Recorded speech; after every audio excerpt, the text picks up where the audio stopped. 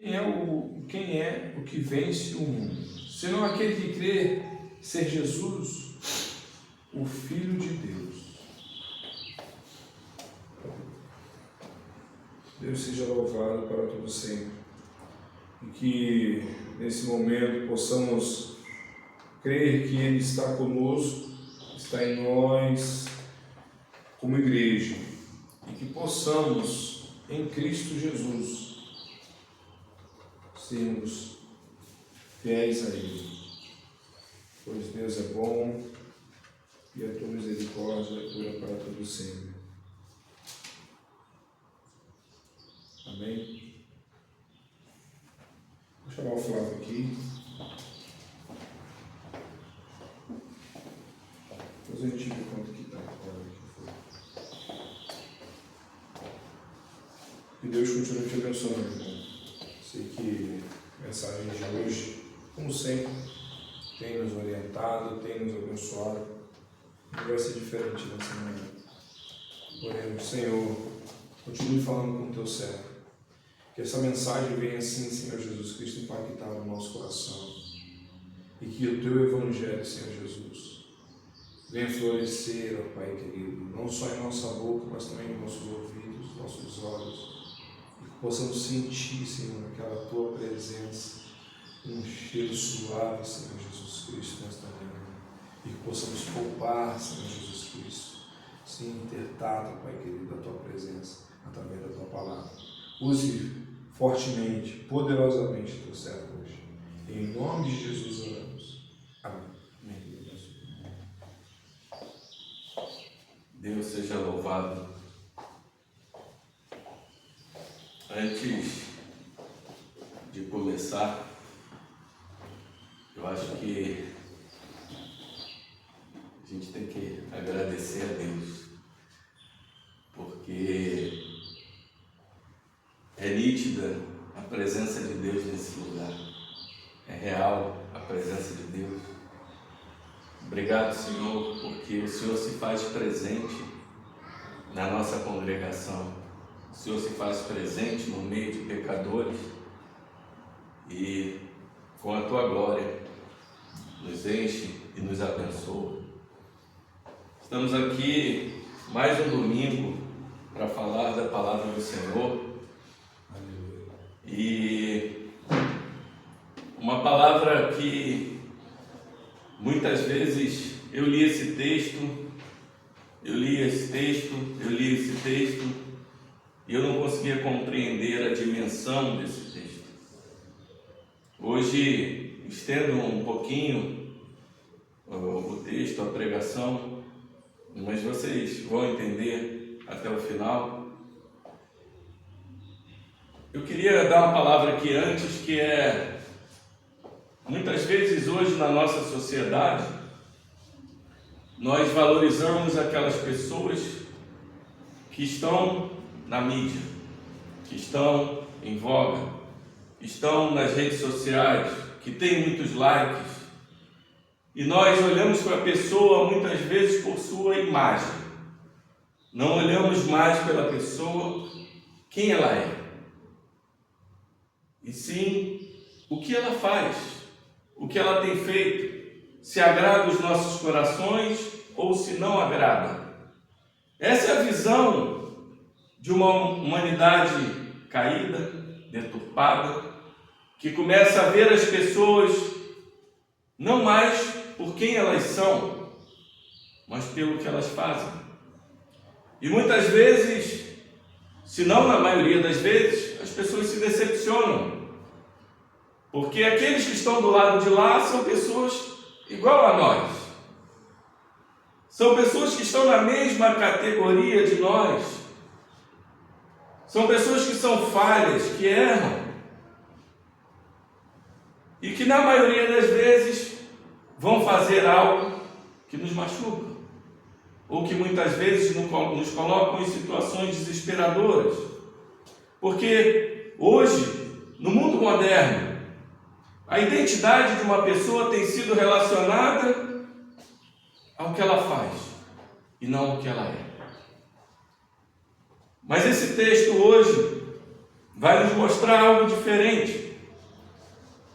A Bíblia, ela é um livro tão vivo que ela consegue, mesmo depois de 2000 anos, mostrar a nós a importância de um texto que muitas vezes pode passar despercebido, mas que tem uma profundidade tão grande. E antes de começar, a gente estava cantando louvores ali, e eu orando a Deus, porque é tão difícil você ser um representante de Deus.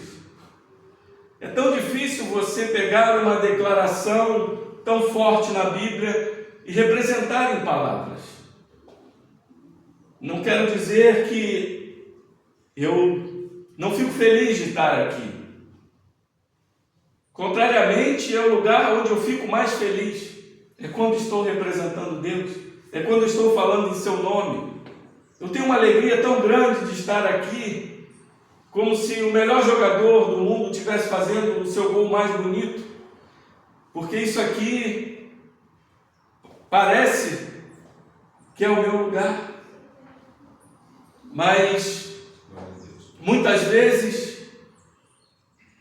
a gente se pega pensando: será que eu sou digno de explicar esse texto de tamanha profundidade? Será que sou digno de falar desse Deus que é tão único, tão sublime?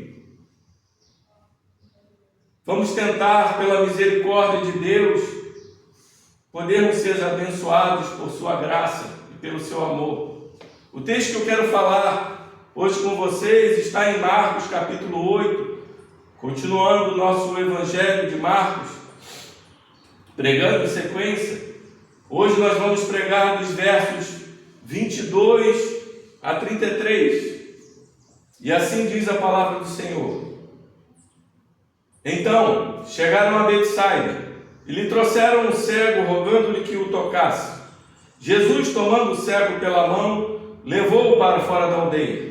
E aplicando-lhe saliva aos olhos e impondo-lhe as mãos, perguntou-lhe: vês alguma coisa? Este, recobrando a vista, respondeu: vejo os homens, porque como árvores os vejo, andando. Então novamente lhe pôs as mãos nos olhos, e ele, passando a ver claramente, ficou restabelecido, e tudo distinguia de modo perfeito. E mandou Jesus embora para casa, recomendando-lhe: não entres na aldeia. Então Jesus e os seus discípulos partiram para as aldeias de Cesareia de Filipe, e no caminho perguntou-lhes: quem dizem os homens que eu sou? E responderam: João Batista, outros Elias, mas outros algum dos profetas. Então lhes perguntou: mas vós quem dizeis que eu sou? Respondendo Pedro lhe disse: tu és o Cristo. Advertiu Jesus de que a ninguém dissesse tal coisa a seu respeito. Então começou ele a ensinar-lhes que era necessário que o Filho do Homem sofresse muitas coisas, fosse rejeitado pelos anciãos, pelos principais sacerdotes e pelos escribas, fosse morto e que depois de 3 dias ressuscitasse. E isto ele expunha claramente. Mas Pedro, chamando-o à parte, começou a reprová-lo. Jesus, porém, voltou-se e, fitando os seus discípulos, repreendeu a Pedro e disse: arreda, Satanás, porque não cogitas das coisas de Deus, e sim das dos homens. Até aqui. Deus seja louvado.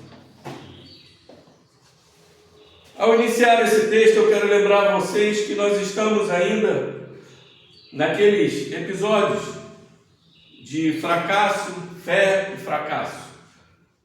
Fracasso dos discípulos, fé dos de fora, fracasso dos fariseus, fé dos de fora. A gente vai vendo que à medida que Jesus vai caminhando ao longo de sua caminhada, de sua ida para a cruz, Jesus tem se deparado muitas vezes com o fracasso daqueles que ele gostaria que não tivessem fracasso, e fé daqueles que ele muitas vezes não esperaria por serem os outros, porque ele veio primeiro para os seus, mas pelos seus foi rejeitado. E aqueles que não tinham a oportunidade de ouvi-los como os judeus ouviam. Em determinados momentos declaram sua fé verdadeira. E após uma reprovação de Jesus aos discípulos, falando para eles: vocês ainda não entendem? Vocês não compreendem, como a gente pregou anteriormente? Eles chegam a Betsaida. Betsaida era uma cidade que ficava ali a nordeste do Mar da Galileia, em que o nome diz Casa do Peixe, porque sua indústria principal era justamente a indústria ali do peixe, da pescaria, da pesca. E o interessante é que assim que eles chegam à cidade, as pessoas lhe trazem um cego rogando que Jesus tocasse. O toque de Jesus já vinha sendo clamado pelas pessoas. Quando ele andava pelas aldeias, pelos povoados, as pessoas queriam apenas tocar na orla da sua veste, ou que Jesus tocasse a mão neles para que eles fossem curados, libertos, para que eles sentissem o poder verdadeiro de Deus, porque olhavam para aquele homem como homem de Deus. Mas será que essa verdadeiramente é a identidade de Cristo? E esse homem é levado a Jesus. Esse é um primeiro ensinamento que eu quero trazer à igreja. Eu quero trazer a você, meu irmão, minha irmã, que está nos vendo, porque muitas vezes nós esperamos que Cristo alcance aquela pessoa, mas nós não levamos essa pessoa a Cristo. E nós precisamos cada vez mais fazer como essas pessoas, trazer os cegos. Porque no texto de 2 Coríntios 4, vai dizer que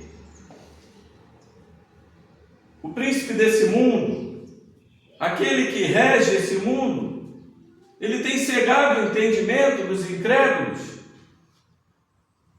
E muitas pessoas continuam cegas por aí. E nós não estamos levando essas pessoas a Jesus. Os cegos estão por aí. Mas essas pessoas, com misericórdia, trazem a Jesus. E o interessante é que Jesus trata de forma individual com ele. Porque Jesus toma o cego pela mão, leva para fora da aldeia. Isso é algo que impacta, porque Jesus trata individualmente com todos nós. Jesus muitas vezes, quando nós somos rejeitados pelo mundo, quando nós somos zombados pelo mundo, Ele nos pega pela mão, nos afasta do mundo e nos traz para si. E aonde Ele quer exercer a cura, porque a cura, ela é diante de você com Cristo, ela é única, ela é pessoal. Por mais que a gente esteja numa congregação, por mais que a gente esteja com pessoas que estejam com Cristo, ela é individual. Porque Cristo tem esse amor pelas pessoas. Não se sabe, Senhor, na verdade, se Ele trouxe essa pessoa apenas que as pessoas, por descrença das outras pessoas, mas eu creio que pelo amor de Cristo, de poder tratar diretamente com Ele, sem a atenção de outras pessoas. E Jesus aplica-lhe essa oliva aos olhos, impondo-lhes as mãos e pergunta: vês alguma coisa? O toque com a saliva já tinha sido feito quando Jesus toca na língua daquele mudo, anteriormente, ali no capítulo 7, versos 33, e que ele cura aquele surdo e gago, e que ele solta e aquele cego começa a falar, e aquele mudo começa a falar, aquele surdo mudo. Aqui da mesma forma, quando Jesus toca com saliva e impõe-lhe as mãos, ele pergunta: ver alguma coisa? O ato de impor as mãos é muito importante, mas Jesus impõe as mãos de uma forma diferente. No Antigo Testamento, você vai lembrar, por exemplo, que em Êxodo 29, eles impunham as mãos sobre os sacrifícios para consagrar a Deus. Você vai lembrar também que eles impunham as mãos sobre os levitas para ordená-los como sacerdotes. E você vai lembrar que, por exemplo, Jacó ali impôs as mãos sobre Efraim, em vez de Manassés, e José o repreende, trocando as mãos, também era usado para abençoar. Mas a imposição de mãos de cura, ela não aparece no Antigo Testamento, a não ser pela vã esperança de Naamã, em 2 Reis, quando Naamã queria que Elias impusesse as mãos sobre ele. Mas ele é mandado para outro lugar, para o Rio Jordão. Mas quando Jesus toca esse homem, aplica saliva e impõe as mãos, ele pergunta: vês alguma coisa? E este, recobrando a vista, responde: vejo os homens, porque como árvores os vejo andando. Muitas vezes as pessoas tentam ir um pouco mais profundo nesse texto, dizendo: olha, Jesus deixou ele ver as pessoas como ele vê, porque muitas vezes a árvore que dá fruto, a árvore que não dá fruto. Mas eu creio que aqui seja algo natural de uma pessoa que está voltando a enxergar, de uma pessoa que realmente ainda não enxerga com clareza. A luz já apareceu, mas a sua mente ainda não consegue processar. A gente não sabe que tipo de cegueira esse homem tinha. E muitas vezes é assim conosco. Quando Cristo nos toca uma primeira vez, a luz vem sobre nós, mas nós não enxergamos da forma que Cristo gostaria que a gente enxergasse. E por que Jesus faz esse milagre em 2 etapas? Será que Jesus errou? Talvez Mateus e Lucas não tenham colocado esse milagre nos seus evangelhos, porque muitas pessoas poderiam pensar que Cristo curou insuficientemente. Mas acho interessante quando Marcos coloca isso, porque tem algo a nos ensinar aqui. J.C. Ryle vai dizer que isso é a representação da nossa santificação, porque Jesus nos toca, Ele nos dá a luz, mas nós vamos começando a enxergar gradativamente quem Ele é e quem nós somos, porque nós precisamos ver verdadeiramente quem Ele é, quem nós somos e quem é o nosso próximo. E são etapas que a gente passa na vida, e esse homem começa a ver de forma errada as pessoas. Quantas vezes nós também olhamos para as pessoas como materiais e não como pessoas? Stuart Olyott tem uma frase que me impacta muito, que diz que há mais da glória de Deus num ponto de ônibus do que em toda a natureza. Porque o homem é a imagem e semelhança de Deus. A glória de Deus está estampada. E quantas vezes nós olhamos com indiferença, nós olhamos com desprezo para aqueles que são desprezados, para aqueles que são tratados mal com a sociedade e são falados de uma forma ruim. E nós muitas vezes somos alcançados por esse pensamento e agimos da mesma forma. E na nossa santificação nós temos que enxergar mais claramente. E é assim que Jesus faz conosco. E Ele toca novamente, Ele põe as mãos nos olhos desse cego e ele passa a ver claramente. Ficou restabelecido e tudo distribuía de modo perfeito. Meus irmãos e irmãs, assim é com a nossa vida. Jesus nos tirou da cegueira completa.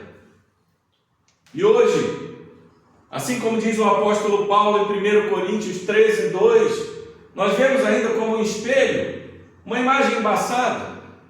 Quando você pensa hoje em espelho, você pensa num espelho límpido, como nós temos hoje, mas o espelho antigamente era um espelho de metal, em que a gente enxergava só uns vultos, algo difícil de se ver. E assim é a nossa santificação, porque a gente tem enxergado de forma nebulosa ainda a Cristo, ainda a nós e ainda ao próximo. Mas haverá o dia em que nós veremos claramente, como está escrito em 1 João 3, que nós veremos claramente que nós somos, como nós somos diante dele.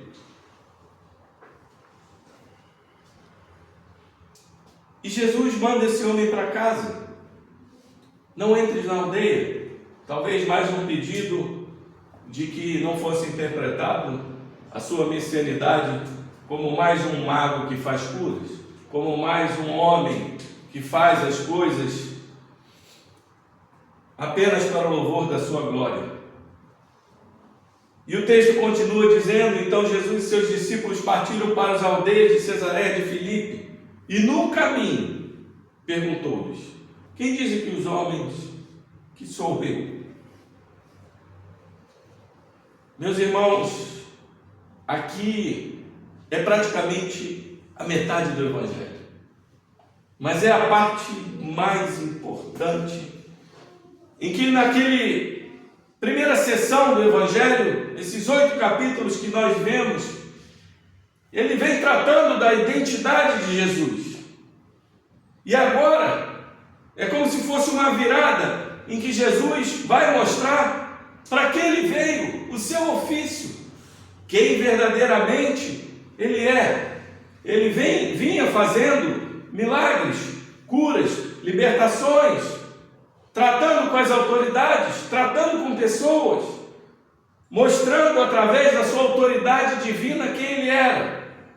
Mas ele ainda não tinha falado claramente, porque ele esperava que as pessoas reconhecessem quem verdadeiramente ele é.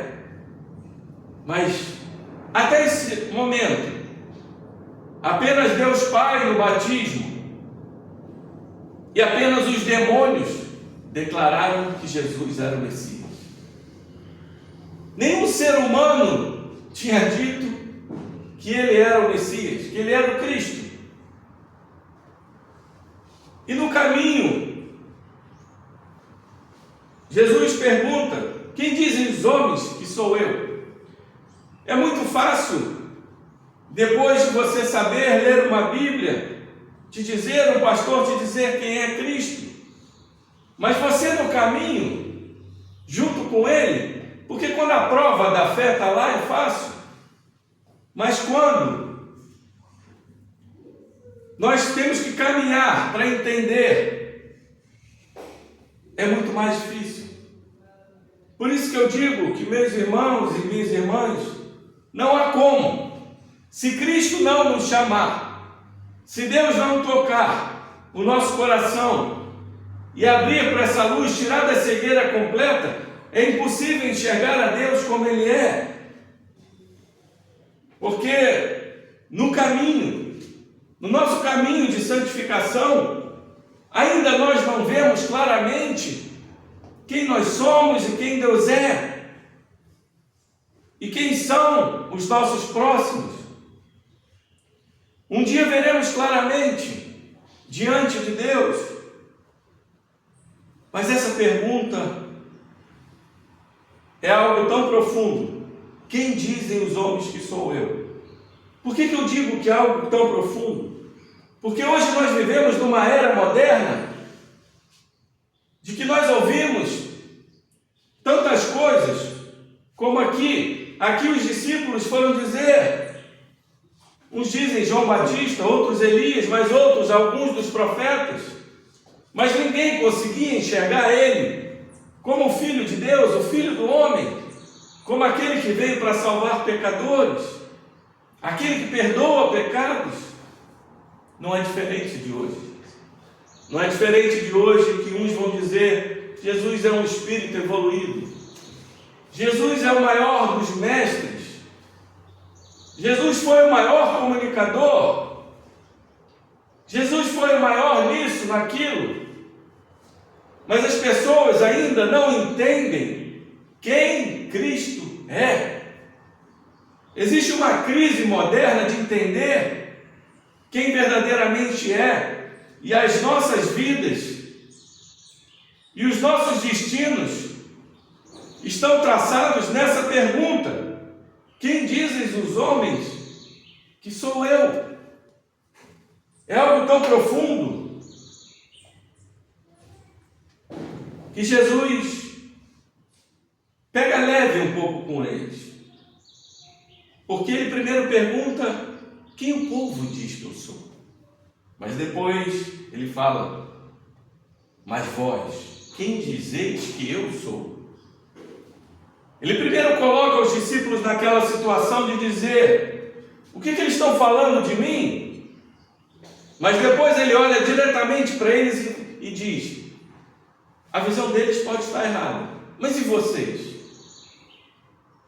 Quem eu sou? E aí vem uma das frases mais sublimes na Bíblia, em que Pedro diz: tu és o Cristo. Em Mateus vai estar escrito: tu és o Cristo, Filho do Deus vivo. Essa frase carrega algo tão profundo, tão sublime, que muitas vezes, quando nós olhamos para Deus, com o nosso olhar desviado, errado, nós não damos valor a essa declaração. Porque quando olhamos Jesus como um grande mestre, como um grande comunicador, como um espírito evoluído, ou como alguém que só praticou o bem, ou como alguém que foi o melhor ser humano, nós estamos agindo de forma demoníaca.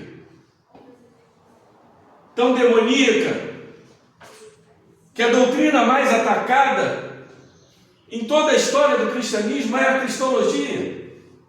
É quem Cristo é. No século I, os ebionitas foram dizer que Jesus era apenas uma emanação de Deus. Tempos depois, os gnósticos diriam que ele não podia ser Deus, porque a matéria era ruim, ele estava em corpo. E outros, como Ário, vamos dizer que Jesus não podia ser Deus porque ele era criado. E tudo isso sendo rebatido nos grandes concílios. E até hoje, o que se passa nas nossas mentes, o que se passa nas nossas bocas,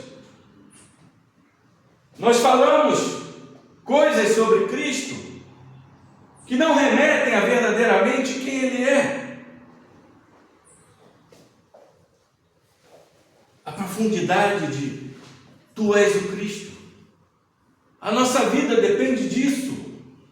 O nosso destino depende disso. E o interessante é que Jesus, no outro evangelho, vai dizer: bem-aventurados és tu, Simão Barjonas, porque foi o Pai que te revelou. Não foi você que disse. E assim é com a nossa salvação. Não somos nós que buscamos a Deus. Não somos nós que enxergamos Deus da forma correta. Porque muitas vezes nós podemos sim buscar Deus, mas não esse Deus da Bíblia. Porque o Deus da Bíblia, ele não é buscado, ele busca as suas ovelhas. E quando ele busca as suas ovelhas, ele nos traz da cegueira para a luz. Por isso eu uni esse texto do cego com essa declaração, porque assim como ele trouxe materialmente a cegueira física para a luz, ele traz espiritualmente a nossa cegueira para a luz. Ele nos alcança como ovelhas perdidas, nos busca para que um dia a gente possa dizer: tu és o Cristo. Talvez a gente fale como Pedro, porque o Espírito nos revela, mas sem entendimento. E esse entendimento vem ao longo da vida, ao longo da sua santificação. Porque se você olhar para tempos atrás, quem você era antes da conversão, quem você era no início da conversão e quem você é depois de começar a ler, de estudar mais a Bíblia, de orar. As coisas começam a clarear. E eu costumo dizer, meu irmão, se você acha que você é santo, você está longe de Deus. Quanto mais você se acha santo, mais longe de Deus você está. Quanto mais você se acha impuro, indigno e pecador, mais perto de Deus você está. Porque Ele é tão sublime, Ele é tão grande, Ele é tão único, e Ele é tão santo, santo e santo, que é impossível não se prostrar e dizer: Senhor, eu sou indigno até de orar a Ti, se não for por Teu Filho amado.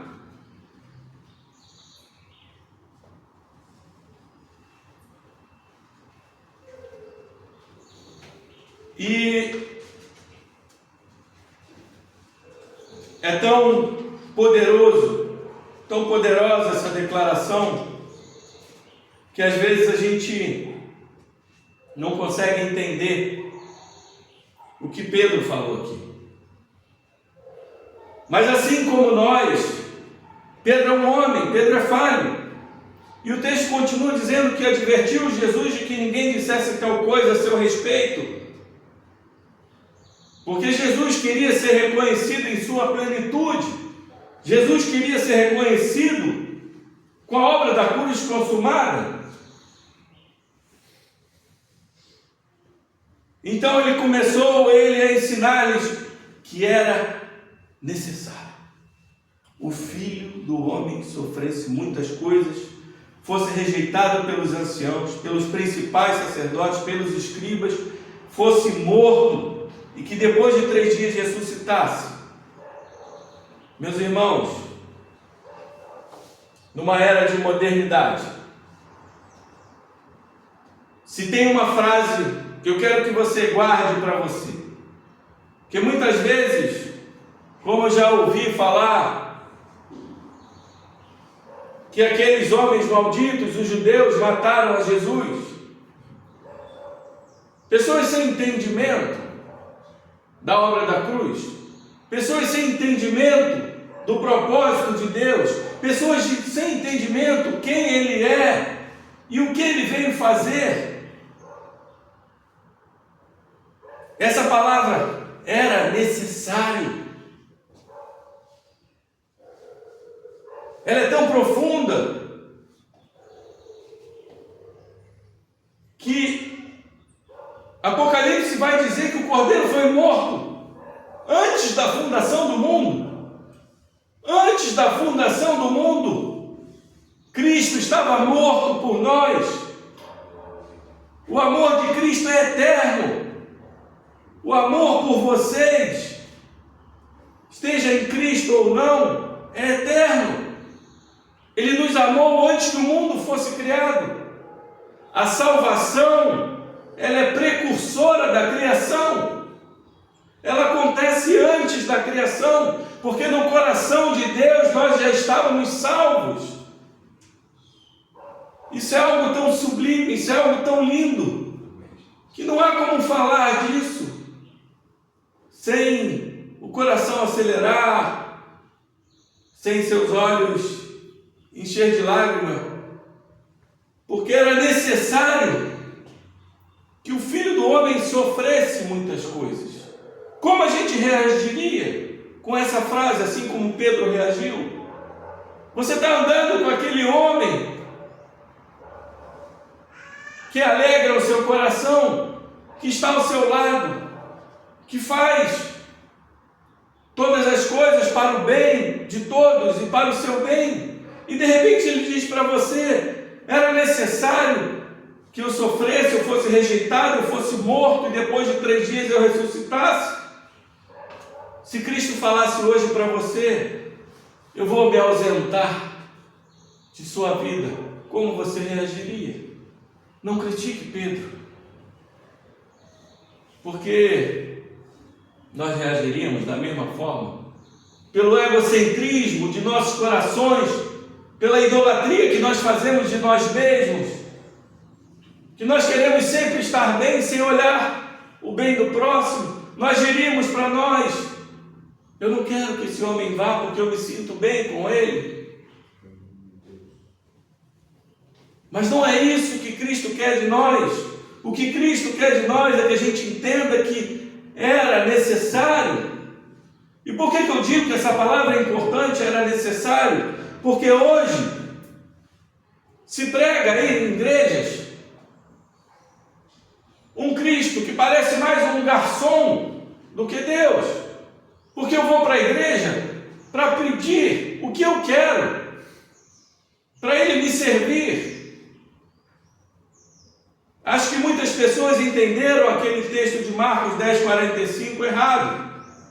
Que Ele veio para servir, mas não é para servir a sua vontade, é para servir a vontade de Deus, é para servir algo que você realmente necessite, não o que você quer. E tratam Deus como se fosse, tratam Jesus como se fosse alguém simples, que eu entro na igreja e falo: Jesus, eu quero minha vitória, Jesus, eu quero o meu carro, a minha casa, o meu marido, a minha esposa, eu quero o meu trabalho. E Ele olha para você e diz hoje: quem você diz que eu sou? Nessa era de que nós temos que seguir o nosso coração, de nós fazermos as nossas vontades, como é difícil explicar que a vontade de Deus tem que ser feita, que é necessário muitas vezes que, assim como Cristo passou por tudo isso, você passe por problemas, você passe por dificuldades, você passe por tristezas.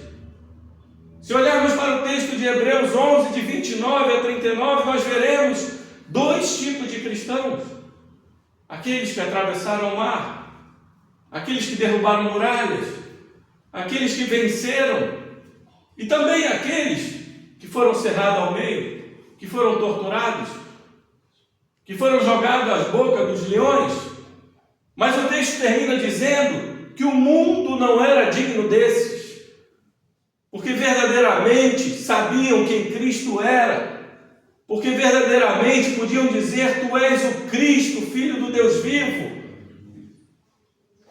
E hoje o desejo desse pregador, pecador que está diante de vocês, é que você entenda que por mais que sua vida esteja desse jeito, por mais que você tenha passado por dificuldades, por mais que você tenha as suas tristezas, as suas doenças, o que quer que seja, que te aflige, que abate a tua alma, que você possa se encher no seu coração e dizer: tu és o Cristo, a minha vida depende disso, o meu destino depende disso, porque por mais que eu passe por tudo de ruim nesse mundo, eu terei tudo de bom ao seu lado. Tu és a fonte de todo o amor, Senhor, de toda boa dádiva. Abre os olhos, assim como o Senhor abriu desse cego, os nossos olhos, rasga as nossas almas para entender a profundidade dessa frase: tu és o Cristo. E assim que ele fala, e ele expunha claramente aos discípulos, Pedro começa a reprová-lo. E a palavra usada aqui é como se Pedro estivesse reprovando ele verdadeiramente. Na palavra no grego, epítema, era como se estivesse expulsando o demônio, como se estivesse irado com Cristo. Você não pode dizer isso.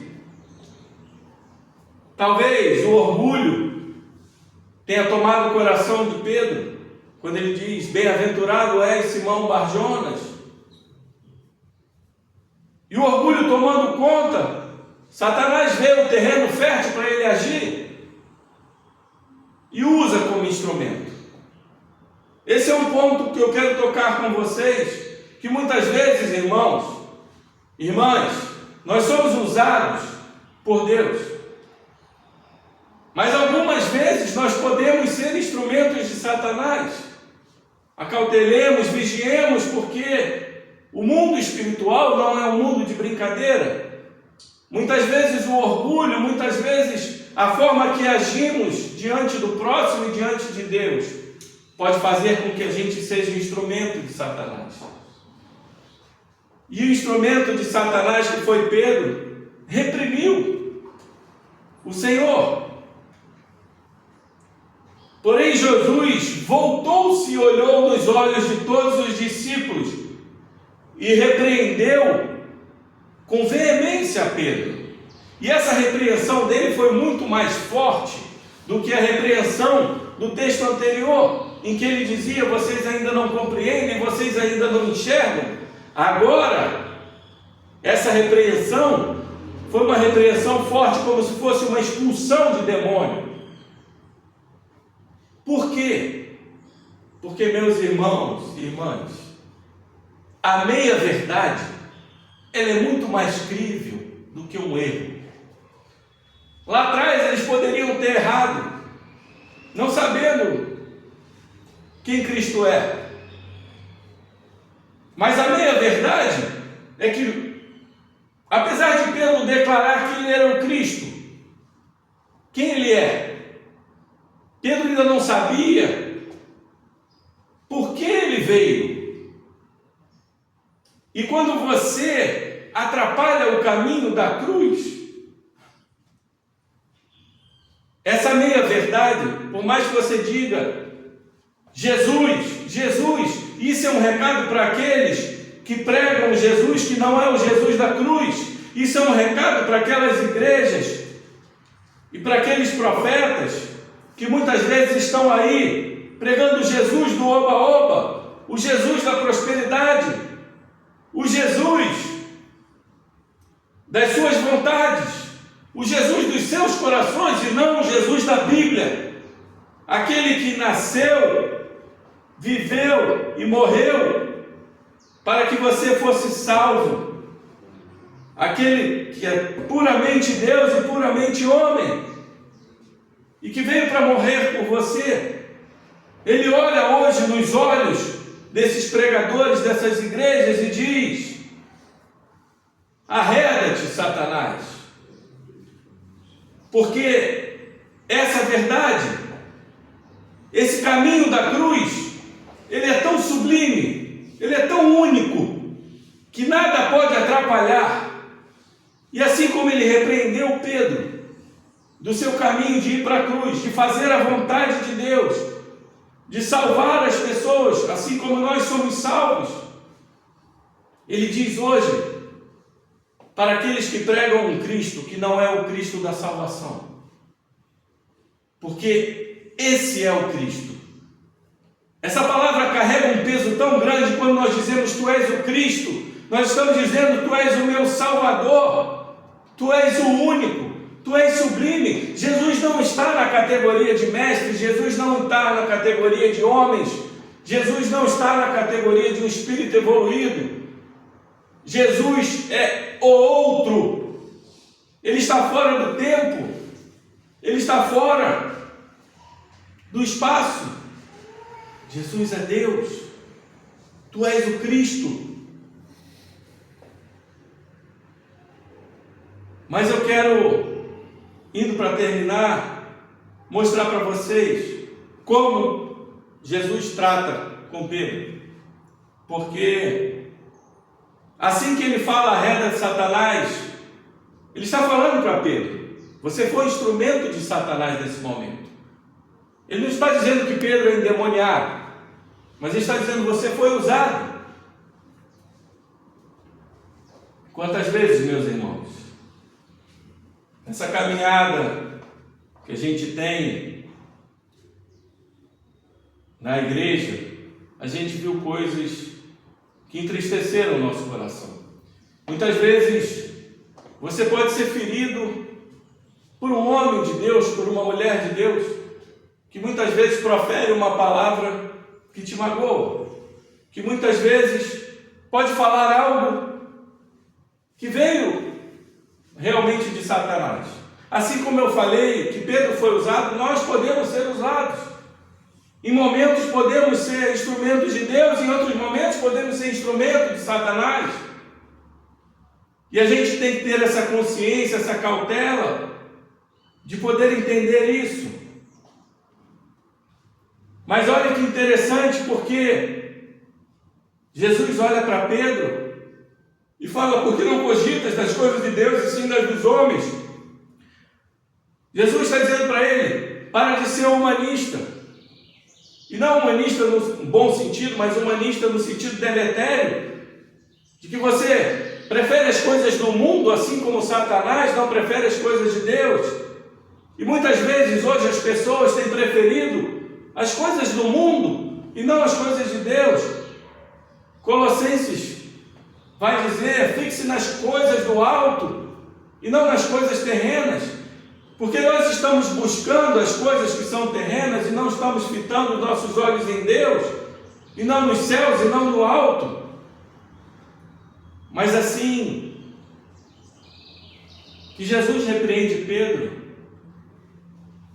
ele manda Satanás embora e fica com Pedro. E Pedro continua caminhando com ele, até que Pedro possa ver claramente, tanto na transfiguração quanto na cruz do Calvário, quem verdadeiramente Cristo é. Na declaração daquele centurião, em Marcos 15, 39, em que aquele centurião diz: verdadeiramente esse era o Filho de Deus.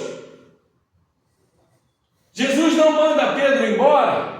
Isso é um recado para as nossas igrejas, que muitas vezes aquele que caiu, muitas vezes aquele que pecou, muitas vezes aquele que foi usado por Satanás durante um tempo, não deve ser mandado embora, porque a igreja está ficando com Satanás e está mandando Pedro embora.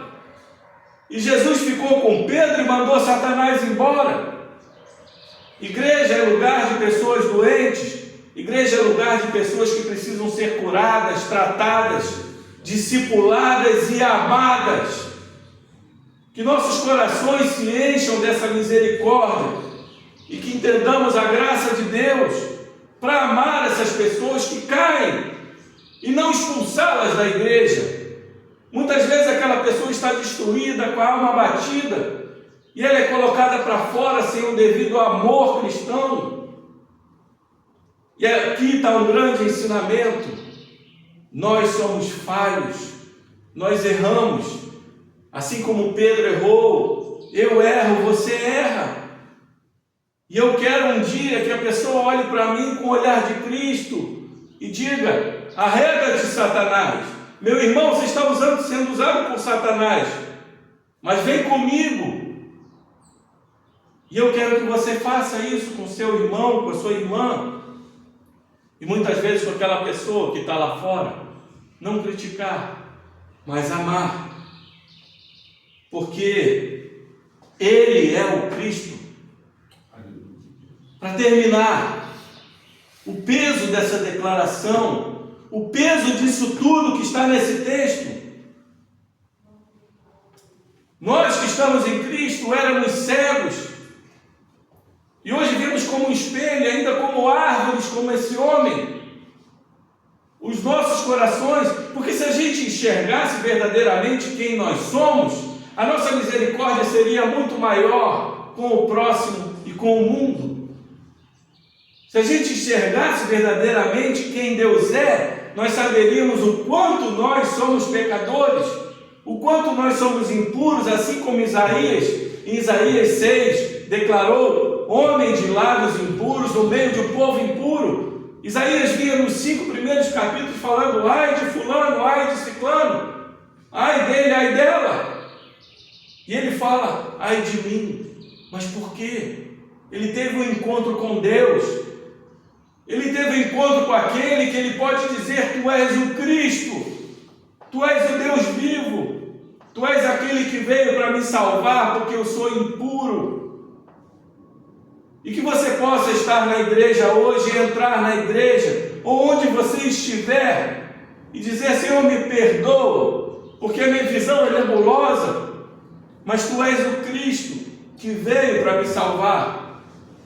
Porque muitos homens, mulheres morreram por essa mensagem. E é muito ruim quando nós vemos, é muito triste, pregadores pregando Jesus do oba-oba, porque Jesus morreu por essa mensagem. Muitos homens e mulheres, mártires, morreram por essa mensagem. E nós temos que dar valor à profundidade de quem Cristo é. Ele é o Cristo, Ele é o Filho do Deus vivo. Ele é aquele que desceu de sua glória para poder estar entre nós, para poder nos amar, para ser nosso sumo sacerdote que entende as nossas dores, as nossas aflições, entende todas as coisas que você e eu temos passado, mas que Ele sabe o melhor para nós. E se você quer cantar que o melhor de Deus ainda está por vir, está sim. É a glória que há de ser revelada. É a glória de você olhar para Ele com os olhos e chorar e dizer: Senhor, eu sou indigno de estar aqui nesse lugar. Eu sou indigno de estar no céu. Te dou graças por aqui estar. Te dou graças pela sua obra. Eu não fiz nada. O Senhor fez tudo. Tu és o Cristo, Filho do Deus vivo. Aquele que tem todo o poder nos céus, da terra e debaixo da terra. Que a nossa igreja e que as igrejas por aí possam dizer: Tu és o Cristo, e o seu ofício é salvar pessoas, é levar pessoas para a Tua glória. Que a gente encha o coração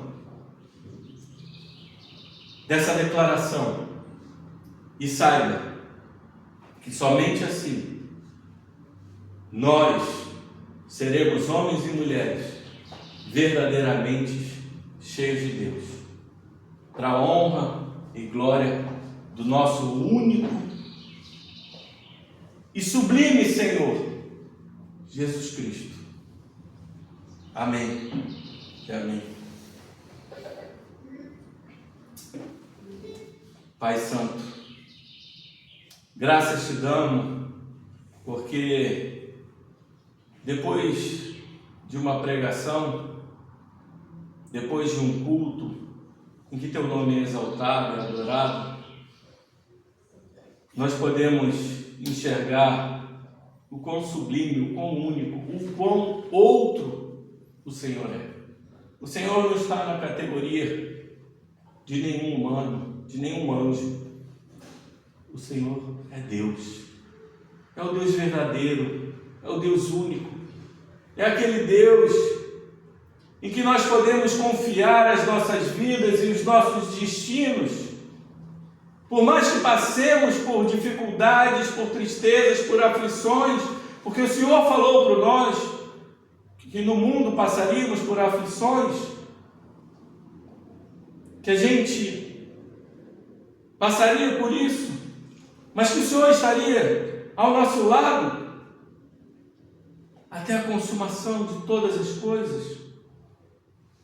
Que a gente possa entender o quanto precisamos de Ti e que as coisas que foram necessárias para o Senhor nos salvar, que foram tão sublimes e profundas e únicas, que a gente entenda que determinadas coisas são necessárias para o nosso santificar, para que um dia a gente possa se regozijar e se alegrar na Tua presença, com a Tua glória, e dizer: Tu és o Cristo, Filho do Deus vivo, Tu és o meu Salvador.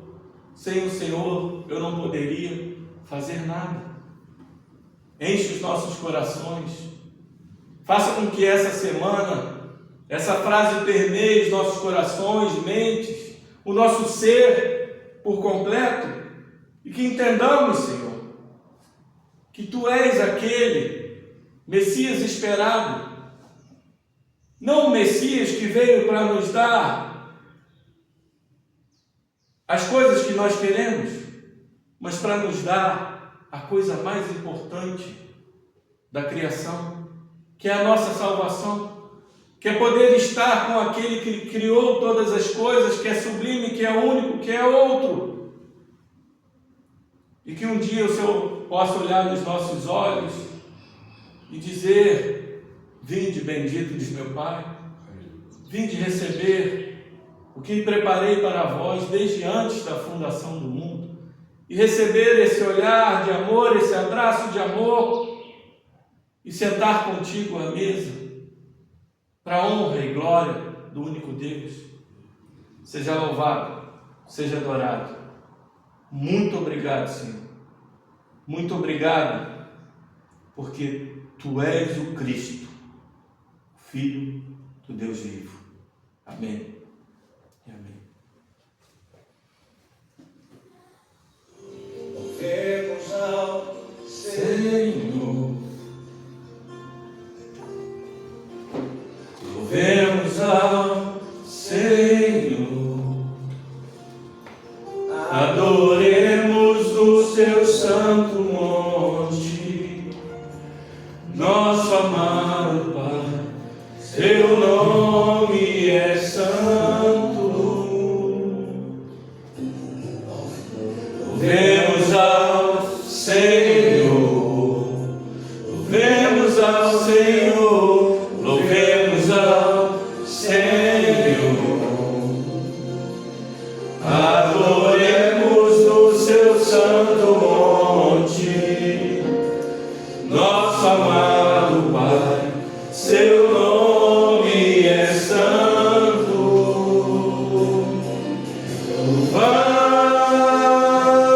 ao Senhor, pois Seu nome é santo, pois Seu nome é santo.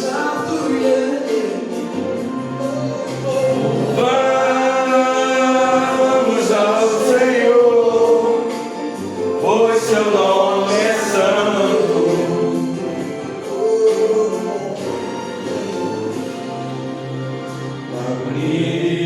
Magnifiquemos ao Senhor, ao Rei que é digno de louvor. Excelso, supremo e muito digno de louvor. Excelso, supremo e muito digno de louvor.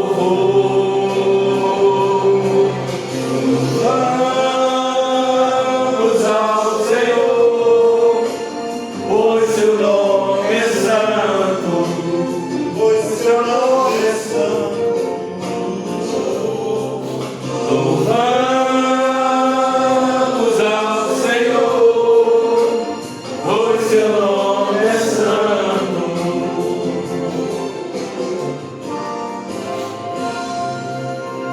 Hosana, Hosana,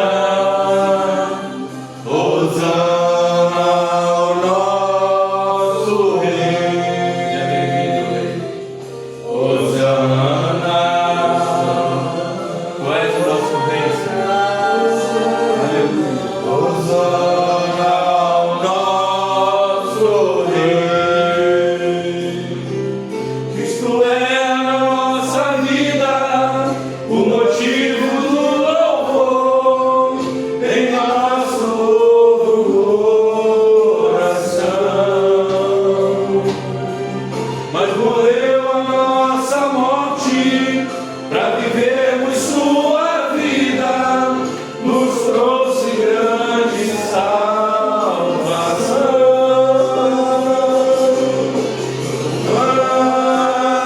Vamos ao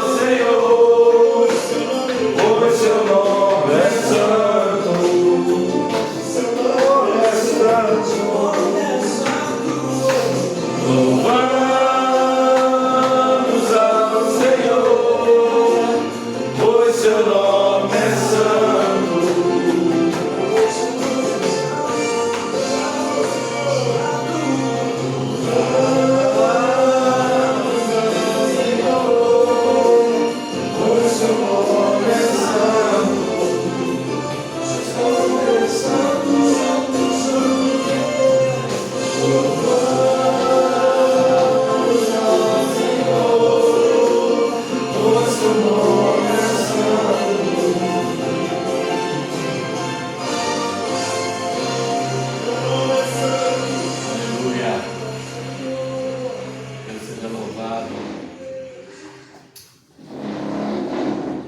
Que a graça do nosso Senhor Jesus Cristo, Filho de Deus vivo, o amor de Deus o Pai e a comunhão do Espírito Santo estejam com todos nós e a Igreja de Cristo, que declara que Cristo é Senhor, diga amém. Amém.